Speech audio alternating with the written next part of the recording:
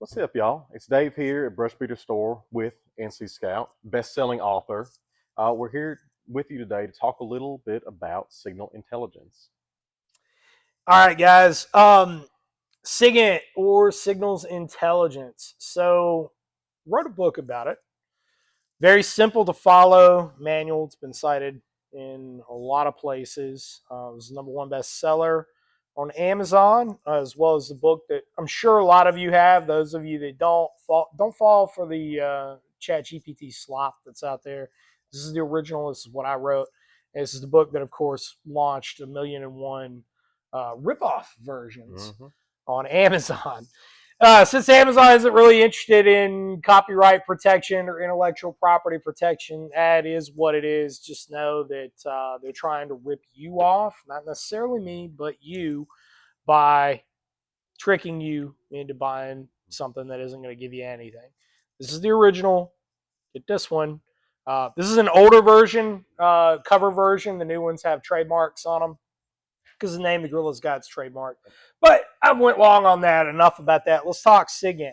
Let's talk about some of the equipment that we have in here at brushbeater.store and some of the stuff that you need to be adding to your own personal arsenal. Of course, we like to talk about firearms. Everybody, really likes to get into that. All the optics enablers, weapons, like that's all the cool guy stuff. And in my experience, people typically will jump into the commo field kind of uh, last, or maybe give that an afterthought. And they definitely are not really thinking about the signals intelligence Yeah. side of things. But that being said, there's a lot of conflicting information that's out there. There's a lot of stuff that's kind of, we'll say, esoteric.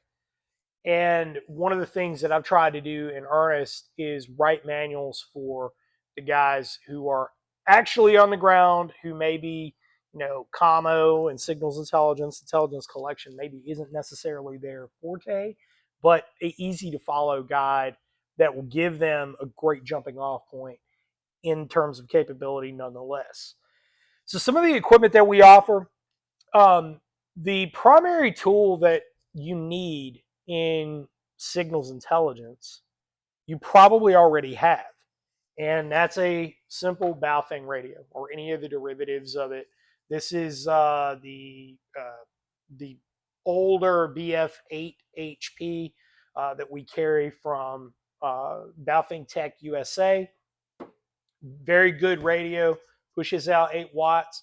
Of course, we have the UV5RM that's really, really popular these days. It's got an LCD screen on it, USB-C chargeable. Then, of course, the one that is kind of my personal pick of the bunch for a lot of reasons, and we could do a separate video on that, is the AR-152, which I think is kind of it's an absolute tank of a unit, and it's very, very simple to operate. One of the other things about this radio that I have continuously liked is that I can read this screen under nods, and when radios do all sorts of weird things that they Hmm. like to do, like dumping their fill and changing frequencies and stuff when you're in the woods, especially at night, I can pull that out, look at it under nods after I've cut out all the backlights and all that stuff, and I can still make corrections to it on the fly if it does all the things. But these tools, all right, the reason that you want to start with a radio is that if I have someone who is transmitting within a given frequency range, Hmm. right, I have a tool that can pick that up. Right now, online, a lot of people are going to make a big deal out of encryption and ComSec and all that stuff. Like, this is something I go very deep into in both of these books and explain in detail. The fact that you are transmitting is what is important to me in the intelligence realm. And there's a number of things that I can do to exploit that. All right. And again, I go into very, very deep into that, into the topic in the book. But your primary tool here, that you already have is going to be one of these radios. All right, set it to scan, put it in frequency mode rather than, channel mode where you Hmm. loaded it up with a bunch of stuff off of chirp, right? using some image file that somebody gave you. Instead of doing that, put it in frequency mode and start scanning. One thing you might want to do is have one of these radios set up that is a different color or a different model than the other ones that you're going to be putting on your patrolling kit, and using that as a dedicated scanner. That way, when I am caffeine deprived, calorie deprived, sleep deprived, overstressed, all the things that are going to happen out in a real world working environment, I'm not going to confuse one radio for the other. I know, whatever my kit consists of, whether it's in, your bug out vehicle or whatever, right, on your kit, what the role of each one of those devices is. So that's kind of starting with a piece of equipment that you already have, where that fits into the mix. Let's take it up a notch. All right, what device do you probably don't have and might want to add? The first one, far and away, is a spectrum analyzer. All right, this is the TinySA Ultra. This is an incredible piece of gear. This is a absolute game changer. A lot of video footage it's come out of Ukraine that's made its way to Telegram and Instagram and wherever else. TinySA is, for drone detection in a dedicated listening post. This is an excellent tool to have. This is something that is really becoming a dedicated role on a small unit patrol and even large unit maneuvers, as we're seeing in Ukraine. A lot of these are being fielded. I think that this is a must-have item, and any patrolling kit that I'm putting together, this is going to be a critical piece of it. It can detect this model in particular. There's several different ones that are out there that advertise slightly different specs. When you put this into ultra mode, it will detect signals up to 12 gigahertz on this model right here when you're putting it in ultra mode. You do need to calibrate it first, though. Another good jumping off point, we can make a lot of videos on this. I made a drone detection video that's up on YouTube where I did this, and you can use this for detecting literally any other kind of signal as well, including everybody's favorite, the mesh networks. Mesh-tastic. Anyway, I don't like things that continuously transmit, and I can't control what they do. Hint, hint. Like this one, the TinySA, that one right there specifically, it's on right now. It's set to capture anything on the VH and UHF frequency.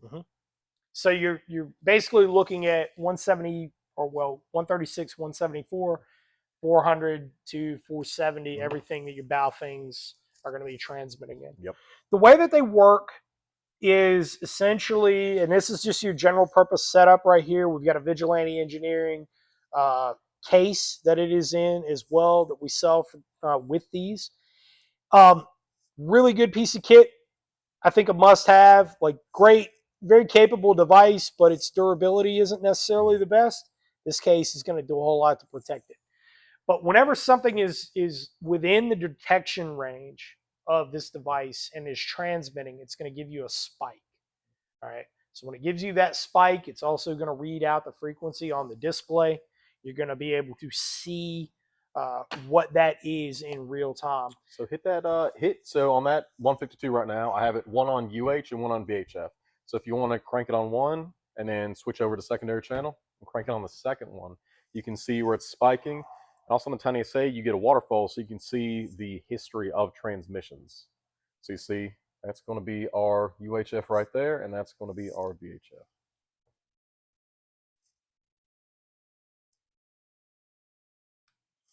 There you go. All right. Some of the other tools that we have, of course, the PortaPack. The PortaPack H2, really interesting piece of gear, kind of the R2D2 of the SIGINT package. People use these for a lot of different types of electronic warfare tasks.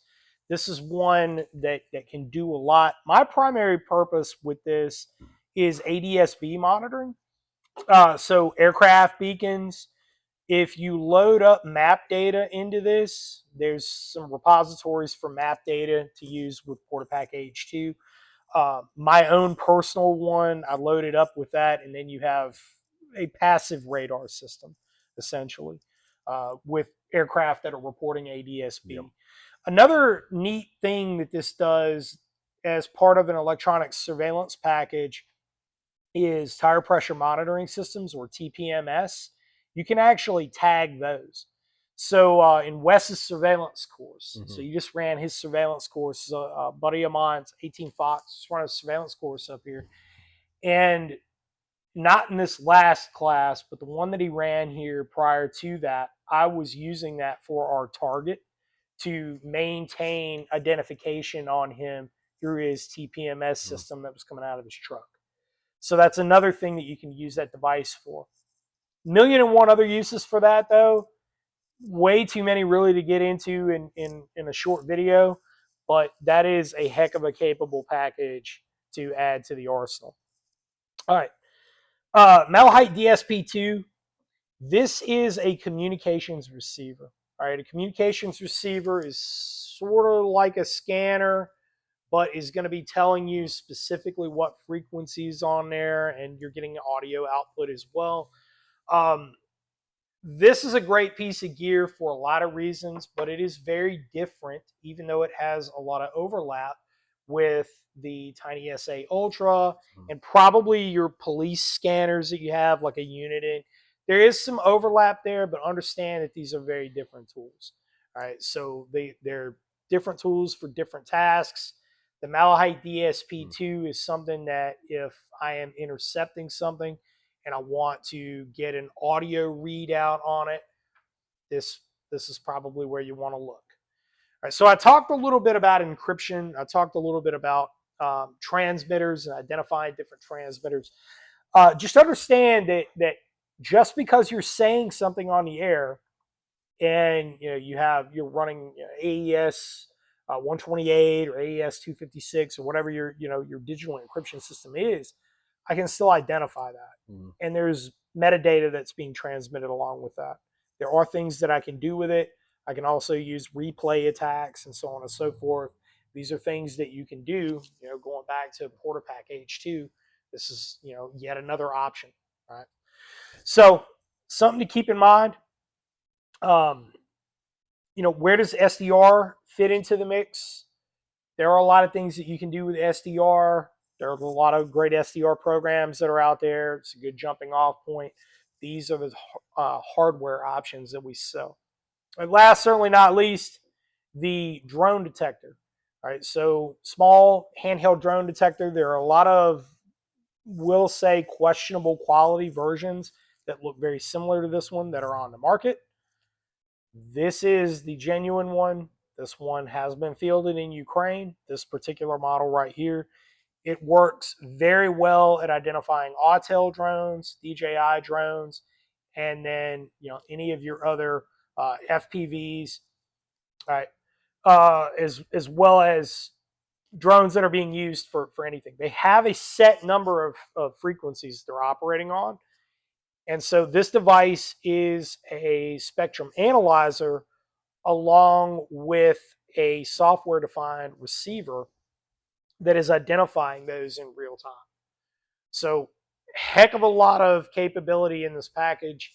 Drone detection, if you're at all interested in small unit tactics in 2025, drone detection becomes critically doggone important, right? They are a reality on the battlefield as much as machine guns are, as much as aircraft, conventional aircraft are. Everything else, it's a game changer, and they are here to stay. And So we need to adapt to it. one of the best things about that one too is it's almost completely passive, right? Right. You stitch that one into your kit, you can either have it be audible or just give you haptic feedback, so vibrations, and just sew it onto your kit and forget about it. Yep. Any small radio pouch, mine lives in a surplus grenade pouch, and it's throw an earbud in there and it works. Avoid the knockoffs that are out there. Had a guy in class in the last scout course who had one who was having issues with his. He had got his from a knockoff location. Mm-hmm. We'll just be nice about it.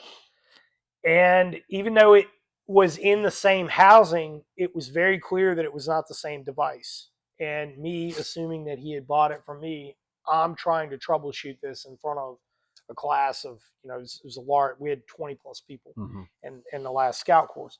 So we're trying to troubleshoot this thing, and I'm not recognizing the display on this. It's not, nothing in the menus is working the way that it should. And come to find out, what he failed to tell me, and he later told me, was that, well, no, I didn't get it from you. I bought it from somewhere else. Oh, well, that would explain why it doesn't work. Mm-hmm. Not only that, the batteries on those were not compatible. Even though they looked similar, they were also not compatible. There were a couple others in class. We do incorporate drone defense, beginning with detection and our drills that go along with that in the scout course and in the recce course. And those devices were working very well. Obviously, his did. Yep. So where can people go to get further information and further knowledge on this? I mean, you have Gorilla's got a Baofeng, obviously that's amazing to set up the 152 and what goes along with that. Oh, yeah. And then to dive deeper into the specifics of it, we have SIGINT. Yep. So Gorilla's Guide to Signals Intelligence right here, and the SIGINT courses. We've got one coming up in Montana next month. So we're going to be all the way up in Kalispell. It's going to be beautiful. Come join us up there. Darcy, so Direct Action Resource Center out in Arkansas. We've got that one coming up. And then later on in the year, we've got a SIGINT course here in North Carolina as well. Get in on those classes. All right, guys, if you learned anything from this, awesome. Check out the books. Of course, you can find them at brushbeater.store as well as amazon.com. You can find both of those. Look up my name, NC Scout, and you will find the books up there. Don't fall for the knockoffs, okay? North-South, Roger? Because I'm telling you, it's ChatGPT slop, and it ain't going to do nothing for you. Leave a comment down below. Look forward to hearing from all of you. God bless. Hit that subscribe button, and we'll talk to you soon. NC Scout, out.